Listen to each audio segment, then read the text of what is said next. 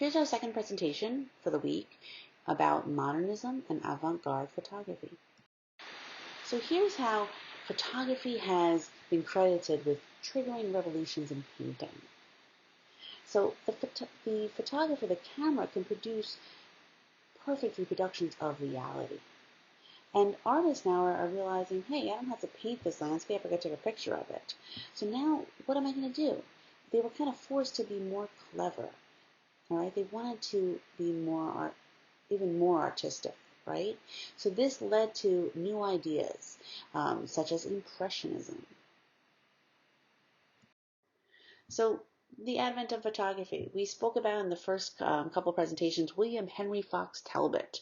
Here's his photo of the haystack in 1844, which is a calotype. We spoke about that. Now he writes in reference to this that photography will enable us to introduce our pictures as a multitude of minute details which add to the truth and reality of representation, but which no artist would take the trouble to copy faithfully from nature. He means that why would an artist paint all these little minute details when you could just take a snapshot of it? See this haystack? There's so much if you zoom in. Little details in there. You can see every little little strand of hay.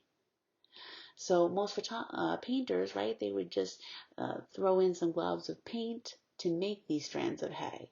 They wouldn't copy it precisely like this. So now we see Impressionism starting. So let's look at another version of a haystack, which is apparently a very popular thing to photograph and paint. Here we see Claude Monet's Haystacks at Sunset in 1890. Now we can see here this painterly effect, right? Impressionism created. So it's more than just this realistic copy of nature that you saw in paintings before this. They would try to get it looking exactly like what they saw. But here, obviously, that's not the case. We see that it's just blobs of paint in different colors next to one another to create the image.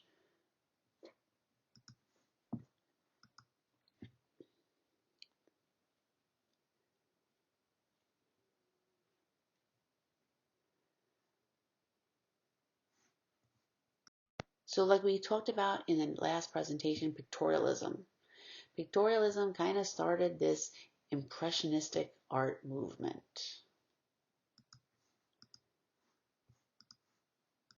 So modernism of the early 20th century. It was shaped by the development of modern industrial societies, technological advancements, the growth of cities. So this time was very exciting. Technology, transportation, exploration, these advances, people were taking note of. So in artwork, we also had a lot of change. We had Cubism start, Impressionism, Post-Impressionism. I mean, impressive amounts of change in artwork in general. So right, we have in 1903, Orville Wright's first flight. So this is a big deal, right? Planes now. Now we're able to take flight and travel from one place to another. So photography is pushing art, and art is pushing photography now at this point. They're working together to push themselves and create new things. So along with photography changing art and art changing photography, we also look at more documentation of places that people have not been to yet. So let's look at some British Antarctic explorations in the next few slides. Here we have documentation of places we have not been to. So this is Herbert Ponting. He was the first photographer to accompany an expedition to the South Pole. So now people can see these places that they would never be able to go to in their lifetime. This is from 1911, Grotto in a Berg. It was really cumbersome to be on these treks, sub-zero conditions. So it was hard to process and use the chemicals because everything was freezing so quickly.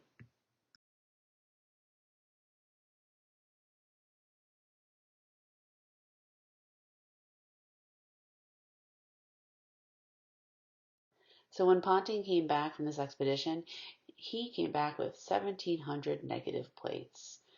So a complete record of what he saw over there in the South Pole. He also photographed some of the ship uh, captains, etc. Here we have Patrick Kinohan, and now these are portraits of when they come back, all right, from these crazy expeditions. Here we have Frank Hurley. He was another photographer that wanted to photograph the South Pole. But their ship, the Endurance, became trapped and frozen in the ice. So Frank Hurley and the crew spent 10 additional months stranded. So he took a lot of photographs of this.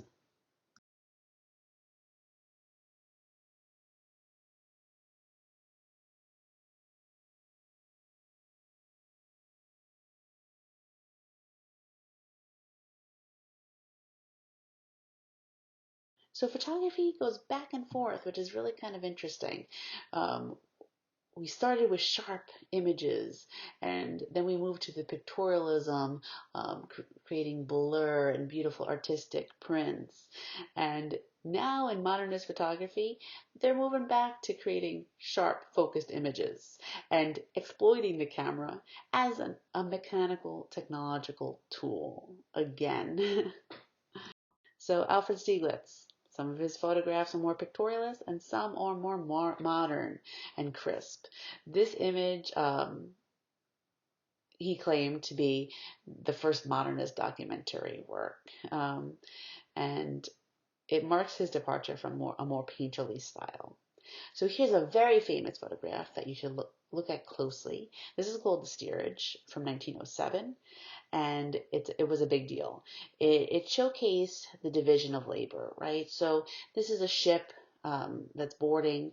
We see a plank right in the middle, dividing the upper class passengers on the upper part of the image to the lower class passengers below.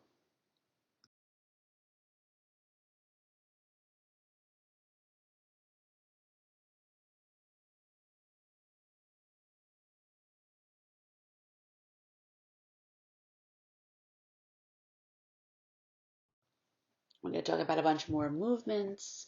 We're going to talk about World War I a little bit, and that begins with the assassination of Archduke Franz Ferdinand. Um, Austria-Hungary declares war against Serbia. So a global war that was centered in Europe with more than 9 million combatants and 7 million civilians dying, right? So World War I was a big deal. And we're going to talk about what was happening in the art world, all right, during this time. So let's talk about the Dada movement. So in the spring of 1916, as that war was raging on in Europe, World War I, a group of international artists met. They met at a cabaret in a politically neutral Zurich, Switzerland. Now this cabaret here, the Cabaret Voltaire, became the nucleus of this Dada movement. But there was also Dada movement nucleuses centers in New York, in Paris, and Berlin.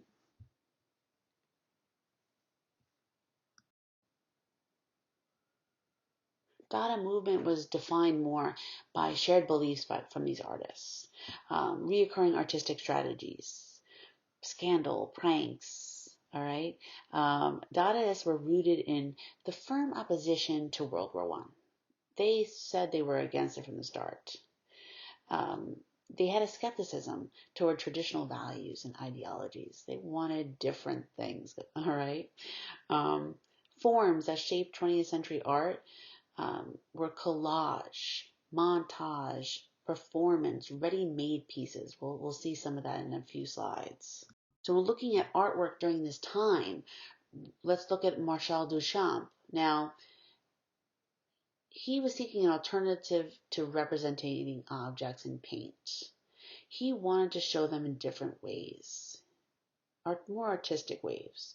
He showed a lot of movement in his painting. So here we see, it's called Nude Descending a Staircase. So it's more of this cubism, futurism artwork here.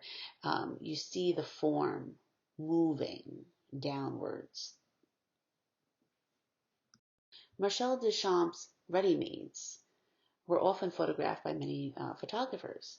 So how do you show something that you're a sculpture to the masses, to other people in other places, or these ready-mades, which were found objects made into artwork, right?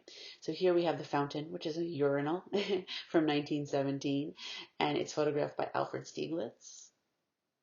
A lot of this artwork was originally rejected, but now it's seen as some of the most influential works of modern art. Duchamp selected mass-produced objects, utilitarian objects, things that people made other things with, or leisure activity pieces like a bike wheel here. And he argued that as a ready-made, an ordinary object could be elevated to the dignity of a work of art by the choice of the artist, by the hand of the artist. So here we have a stool with a bicycle wheel in it, 1913. So this is artwork and photography combined, right? Because how else do you show this piece? Besides in a gallery to other people around the country. You have to take a photo of it. Here is appropriation. Here's photography of an old picture, a print of an old painting, right? The Mona Lisa here. Now this is used by the artist as kind of graffiti, right? He makes a mustache on the Mona Lisa, a goatee and a mustache, and it's photographed. Duchamp was not interested in what he called retinal art that was purely visual, right, with the retina of our eye. He sought after other methods of expression. He wanted deeper meaning. He wanted you to look at these ready-mades and come up with a deeper meaning to you.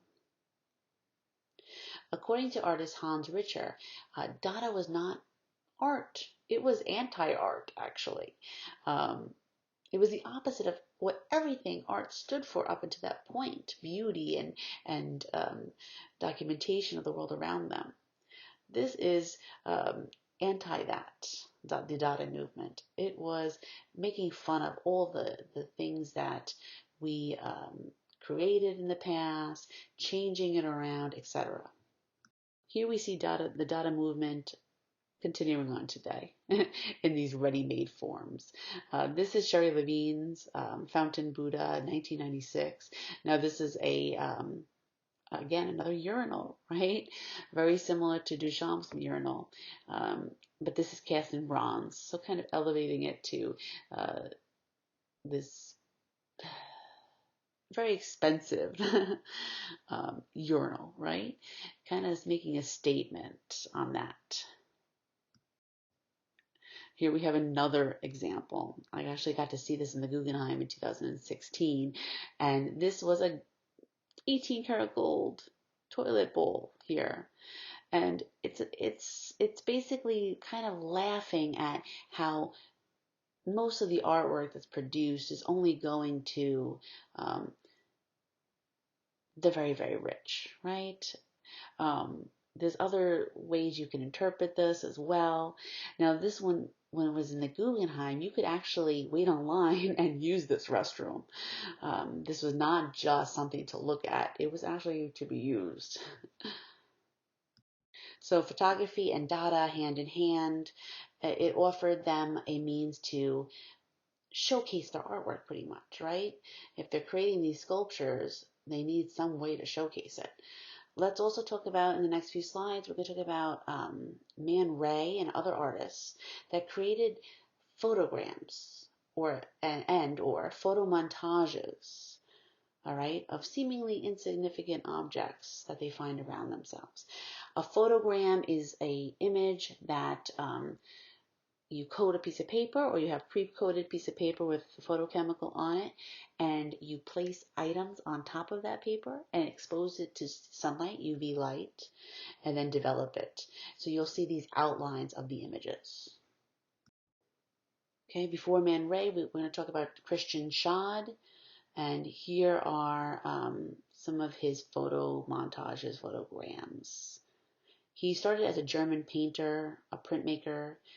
He moved to Switzerland at the beginning of World War I, and he really closely followed the activities of Dadas and the Dada group. In 1919, this series, he began to prepare small compositions. He tore up pieces of paper, newsprint, fabric, and he arranged them on photographic paper. He then exposed it to light. With the paper, though, I think what he did was he put some heavy pieces of glass on top to weigh it down and then exposed it to light. And then he developed it. So now we can see the different transparencies of paper and how light is shining more through some of it and less through other parts of it. Here's another example. These are just objects placed on a sheet of photographic paper and exposed to light. So we see shapes. So Christian Schad created playful photograms, but he referred to them, using his own last name, as shadographs, which combine the use of everyday ordinary objects, like the one we just saw in the previous slide, in an abstract way. And he frequently cut a jagged border around the shadographs to free them. He didn't want a traditional square image.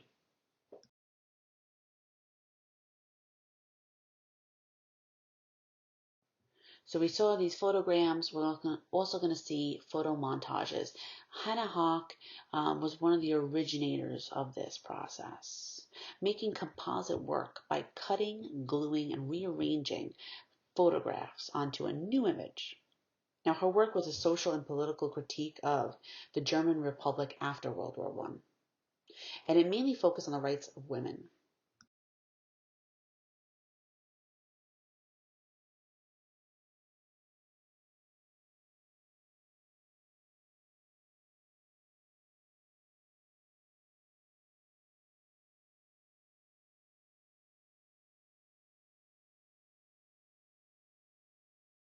So now we see Man Ray. You probably have seen some of his artwork before, very popular. In 1915, he met artist Marcel Duchamp, and together they collaborated on many inventions and formed the New York group of the Dada artists. So Man Ray turned ordinary domestic life objects into strange new objects, combining the two.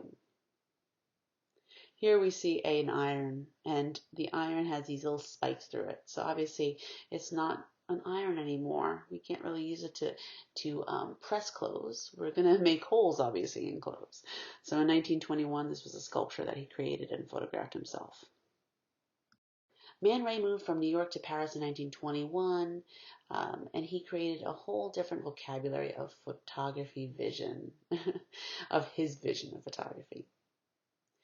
Now, those photograms that I was talking about, you lay pieces of objects or paper on a photographic sheet of paper and expose it to light. He now thought that he created this. So he wanted it named after himself. So he called them rayographs. So for him, rayographs were a window into a realm of fantasy, his mindset. So Man Ray photographed everyday objects before, but these unique rayographs put him on par with avant-garde painters of the day. So these photographs were hovering between abstract and representational, because sometimes you could tell what the objects were clearly, but the way they were laid out, it was definitely more abstract. They were a new way of seeing at the time.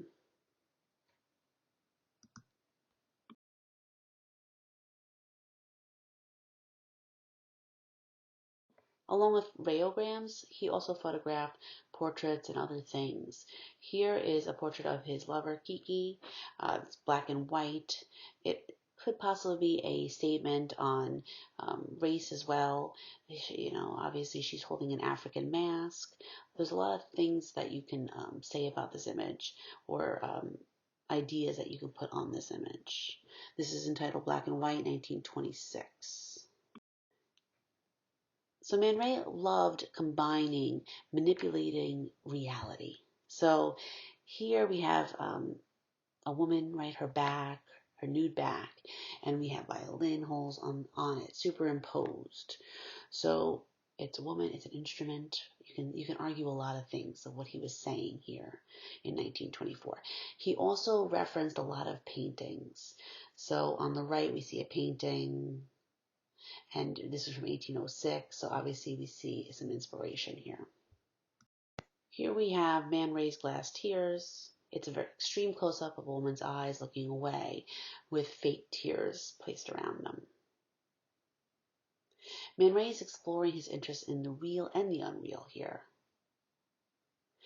challenging the meaning of just a still life photography, right? It's human, but it's also still. There's these glass beads on her. This was created in 1932. And it was created probably after his breakup with Lee Miller. Lee Miller is another photographer slash artist. She's also a war photographer, and we'll talk about her in the next few presentations about World War II.